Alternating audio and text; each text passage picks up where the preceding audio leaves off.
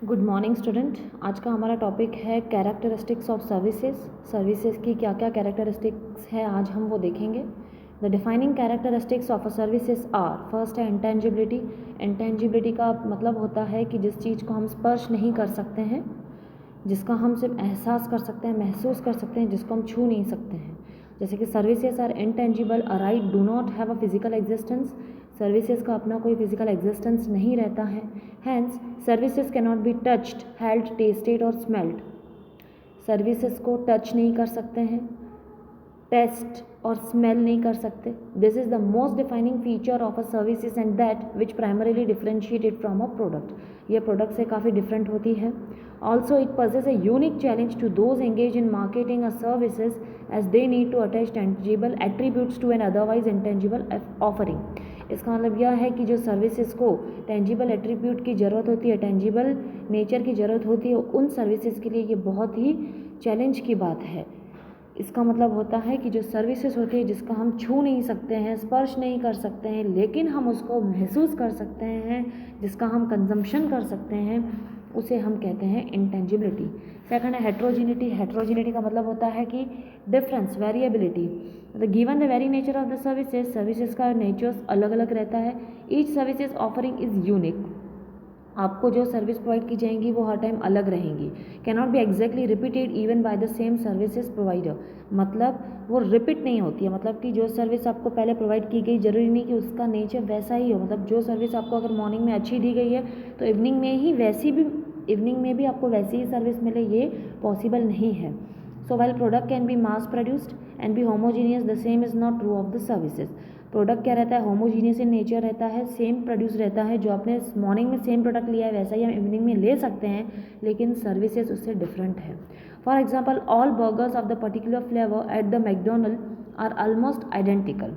However, the same is not true of the service rendered by the same counter staff consecutively to two customer। मतलब जो दो customer है जरूरी नहीं दोनों को सेम सर्विसेज मिले। सेम सर्विस दोनों को अलग अलग सेटिस्फेक्शन प्रोवाइड करती है। इसका मतलब होता है वेरिएबिलिटी। थर्ड है पेरिशेबिलिटी। पेरिशेबिलिटी का मतलब होता है कि जब हम सर्विस किससे लेते हैं उसी समय उसकी समाप्ति हो जाती है, उसी समय उसका कंजम्पशन हो जाता है, उसके बाद वो प्रेजेंट नहीं रहती है। जो सर्विस एक बार गई, एक बार आपको दी गई, वो समय गया, उसको आप वापस नहीं लेके आ सकते। Services can not be stored, saved, return और resold once they have been used. एक बार सर्विस यूज्ड हो गई तो उसको हम आप रिटर्न नहीं कर सकते, रीसोल्ड नहीं कर सकते, सेव नहीं कर सकते, स्टोर नहीं कर सकते। Once render to a customer the service is completely consumed and can not be deliver to the another customer. एक बार सर्विस अगर दी गई, कंज्यूम हो गई, उसके बाद उसको सेम सर्विस को फिर से हम डिलीवर नहीं कर सकते। For example, a customer dissatisfied with the services of a barber cannot return the services of the haircut that was rendered to him। मतलब अगर बार्बर के पास एक कस्टमर गया है कटिंग के लिए, वो उससे सेटिस्फाइड नहीं हुआ तो वो अपना समय वापस नहीं ला सकता। फिर से अगर उसको सेटिस्फाइड करना है अपने आप को तो उसे दोबारा वहाँ जाना पड़ेगा, मतलब दूसरी सर्विस लेने के लिए। जो उसने सेम सर्विस ली है उससे वो रिपीट नहीं कर सकता या उसे वो वापस नहीं ला सकता। At the most the may he may decide not to visit that particular barber in the future. ज़्यादा से ज़्यादा वो क्या करेगा कि वहाँ पे वो दूसरी बार विजिट नहीं करेगा। इसको कहते हैं पेरिशेबिलिटी। यानी सर्विसेज जैसे ही दी जाती है, जैसे ही रेंडर्ड की जाती है, वैसे ही उसका कंजम्पशन उसी समय समाप्त हो जाता है। फोर्थ पॉइंट है inseparability, साइमल्टेनिटी of production and consumption.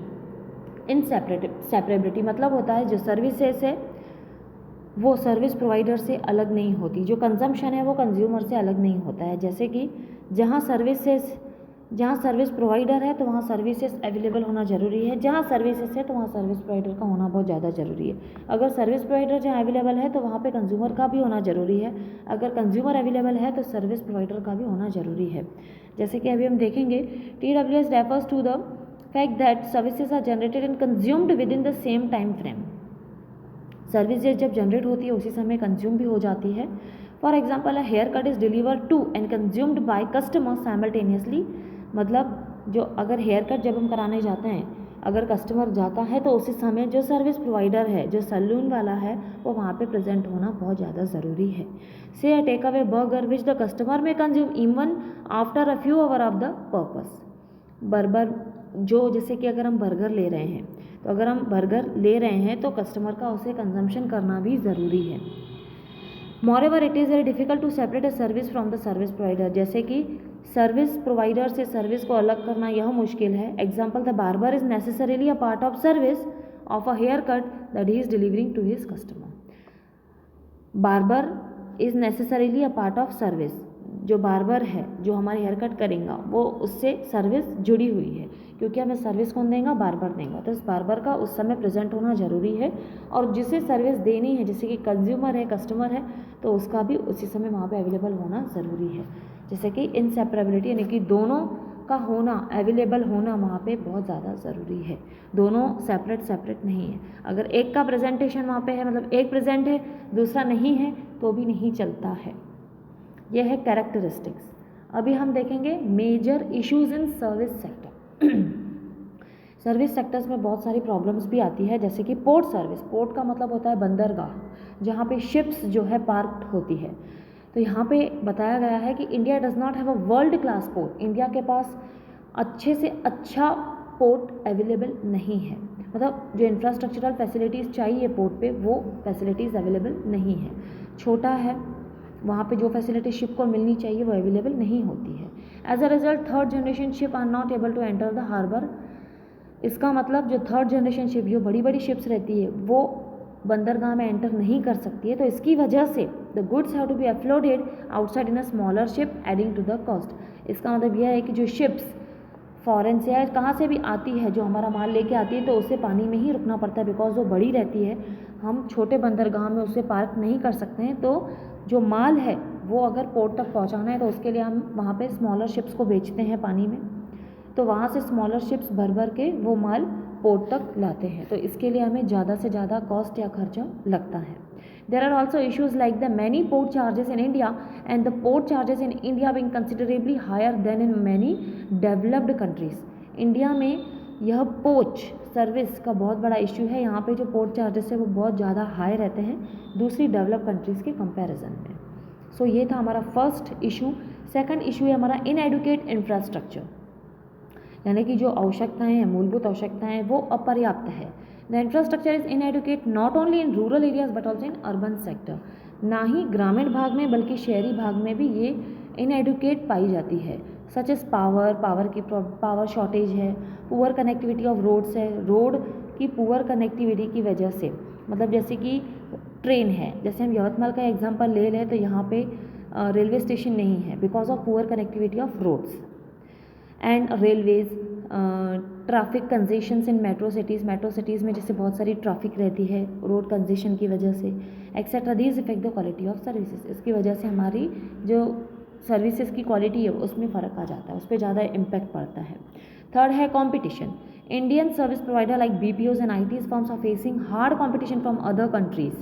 BPOs मतलब कॉल सेंटर्स, और जो IT सेक्टर्स है, जो कंप्यूटर से रिलेटेड सेक्टर्स है, उनको बहुत ज़्यादा हार्ड कंपटीशन फेस करनी पड़ती है अदर कंट्रीज़ से। जैसे कि as well as facing some unfair competition. Unfair यानी कि अनफेयर ट्रेड प्रैक्टिसेस जो रहती है, जो गलत बातें रहती है, जो गलत कोशिशें रहती है, उन्हें भी उनको सहन करना पड़ता है with in the national boundaries के बीचों बीच उन्हें बहुत सारी कॉम्पिटिशन्स, बहुत सारी अनफेयर ट्रेड प्रैक्टिसेस, बहुत सारे और ज़्यादा हार्ड कंपटीशन भी उन्हें फेस करनी पड़ती है। फोर्थ है high cost. The cost of services in India is very high. जो सर्विसेज की कॉस्ट है, जो खर्चा है, बहुत ज़्यादा हाई है। There are many reason such as poor infrastructure, more wastage of resources, training to the employees, high tax rate etcetera. जैसे कि बहुत सारे रीज़न हैं ज़्यादा जो कॉस्ट चार्ज किए जाते हैं हमें सर्विसेज के, तो उसके बहुत सारे रीजन हैं। जैसे कि पुअर इंफ्रास्ट्रक्चर की वजह से, वेस्टेज, रिसोर्सेज की वेस्टेज की वजह से, और एम्प्लॉयज़ को जैसे ट्रेनिंग देनी पड़ती है, और हाई टैक्स रेट जो चार्ज करने पड़ते हैं उसकी वजह से जो हमारी सर्विस की कॉस्ट है वो ज़्यादा है। देन फिफ्थ पॉइंट है less talented workforce. In our country literacy rate is not very high. जो लिटरेसी रेट है हमारी कंट्री में वो ज़्यादा नहीं है, मतलब जो पढ़े लिखे लोग हैं वो कम है। So the number of the technical education institution are also very less. जो इंस्टीट्यूशंस है, जो एजुकेशन इंस्टीट्यूशन है, जो हमें एजुकेशन प्रोवाइड करती है, उनकी क्वांटिटी भी कम है, उनके नंबर्स भी कम हैं। So it is very difficult to find out suitable talented abled and skilled employ in India. So इसकी वजह से यह प्रॉब्लम क्रिएट हो जाती है कि हमारे लिए सुटेबल या टैलेंटेड या स्किल्ड या एबल एम्प्लॉयज़ को ढूंढना बहुत मुश्किल हो जाता है भारत देश में। सो 6 पॉइंट है use of outdated technology. In the modern world Indian service provider are still using old and outdated technology. Modern world में आज भी इंडियन सर्विस जो प्रोवाइडर्स हैं वो क्या करते हैं, आउटडेटेड टेक्नोलॉजीज़ का यूज़ करते हैं, ओल्ड टेक्नोलॉजीज़ का यूज़ करते हैं, अपडेटेड टेक्नोलॉजीज़ यूज़ नहीं करते हैं। सो इसकी वजह से क्या होता है, it lead to the high cost. इसकी वजह से ज़्यादा खर्चा लगता है और ज़्यादा से ज़्यादा वेस्टेज भी होता है और प्रॉफिट भी इससे कम होता है। तो ये है हमारा मेजर इशू। 7th है इसमें issue dependency on other sectors. जो हमारे सर्विस सेक्टर्स है वो दूसरे सेक्टर्स पे डिपेंड करते हैं, जैसे कि service sectors depend on the primary and secondary sectors for getting raw material, semi finish goods etcetera. जो हमारा सर्विस सेक्टर है वो रॉ मटेरियल के लिए या फिनिश गुड्स के लिए, सेमी फिनिश गुड्स के लिए वो किस पे डिपेंड करती है, एक तो प्राइमरी मतलब एग्रीकल्चरल सेक्टर पे और सेकेंडरी सेक्टर पे। सो इसकी वजह से क्या प्रॉब्लम क्रिएट होती है कि if both the sectors primary and secondary would not perform well, अगर इन दोनों सेक्टर्स में से किसी ने भी अच्छे से वेल परफॉर्म नहीं किया, so it will automatically hamper the performance and quality of service sector. इसका असर किस पे पड़ता है, इसका गलत असर किस पे पड़ता है, हमारे सर्विस सेक्टर्स की क्वालिटी पे। बिकॉज ऑफ दोनों सेक्टर्स पे सर्विस सेक्टर हमारा डिपेंड करता है, तो दोनों ही अगर वेल परफॉर्म नहीं करेंगे तो ऑब्वियसली है कि सर्विस सेक्टर की क्वालिटी पे फ़र्क गिरना ही है। 8th है FDI restriction, foreign direct investment. जैसे कि जो इन्वेस्टमेंट है फॉरेन कंट्रीज से जो इंडिया में जो इन्वेस्टमेंट की जाती है उस पर बहुत सारे रिस्ट्रिक्शन लगाए जाते थे। पहले तो बहुत ज़्यादा था, अभी बहुत कम हो गया है, लेकिन बहुत सारे रिस्ट्रिक्शन लगाए जाते थे। जैसे कि India is one of the few countries which have FDI restrictions on a number of service sector. यानी बहुत सारे सर्विस सेक्टर्स पे FDI रिस्ट्रिक्शंस थे, जैसे कि according to the organisation for economic cooperation and development FDI restrictive index 2010, India is considered more restrictive than Korea. Korea से ज़्यादा restricted area India बन गई थी।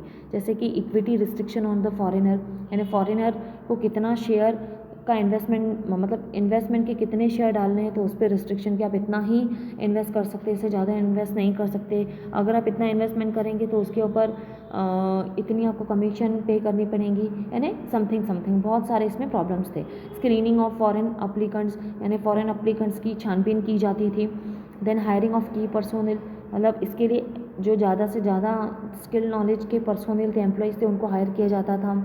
And operational condition imposed on foreigner के ऊपर बहुत सारी कंडीशंस चार्ज की जाती थी कि आपको इस तरीके की इन्वेस्टमेंट पे इतने चार्जेस लगाए जाएंगे, अगर आप इतना इन्वेस्टमेंट करेंगे तो इस फील्ड में इतना करना है, इस पे इतना करना है ना, बहुत सारे कंडीशंस फॉरेनर के ऊपर थोपे जाते थे। ये थे हमारे 8 major issues in service sector. So इससे यह साबित होता है कि सर्विस सेक्टर्स में भी बहुत सारी प्रॉब्लम्स क्रिएट होती है। सो आज के लिए इतना ही, 2 टॉपिक हो गए आज हमारे, कैरेक्टरिस्टिक्स और major issues in service sector. Next topic हम नेक्स्ट लेक्चर में देखेंगे। So students, bye bye.